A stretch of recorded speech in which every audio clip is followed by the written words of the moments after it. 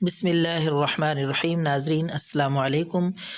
ناظرین، اس چھوٹی سی ویڈیو میں آپ کے لیے نسخہ پیش خدمت ہے خارش کے لیے، الرجی کے لیے، چنبل کے لیے اور پھوڑے پھنسیوں کے لیے۔ تو بالکل سادہ سا نسخہ ہے، انشاءاللہ اس سے جڑ سے خارش کا مکمل خاتمہ ہو جائے گا۔ اور یہ نسخہ بھی 120 مریضوں پہ آزمایا ہے، الحمدللہ اس کا رزلٹ 100% ہے۔ تو اس لیے میں نے کہا ناظرین کی خدمت میں پیش کر دیا جائے جو حضرات خارش کی وجہ سے پریشان ہیں۔ تو 1 چمچ آپ لے لیں پھٹکڑی، 1 چمچ پھٹکڑی لے کر آپ نے اس کو باریک پیس لینا ہے۔ پیسنے کے بعد آپ نے 1 عدد دیسی انڈے کی سفیدی لینی ہے۔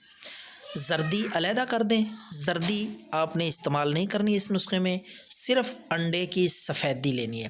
تو اب ان دونوں چیزوں کو آپ نے کرنا ہے مکس اس انداز میں کرنا ہے کہ کھرل میں جس میں حکیم دوائیاں باریک پیستے ہیں، اس میں آپ نے پہلے انڈے کی سفیدی ڈالنی ہے، پھر اس کے بعد آپ نے وہ پھٹکڑی جو باریک پیسی ہے اس کو آپ نے انڈے کی سفیدی میں ڈال کے اچھی طرح کھرل کر، جب یہ دونوں چیزیں جب اچھی طرح مکس ہو جائیں، یکجاں ہو جائیں، تو یہ آپ کا نسخہ خارش کے لیے تیار ہے۔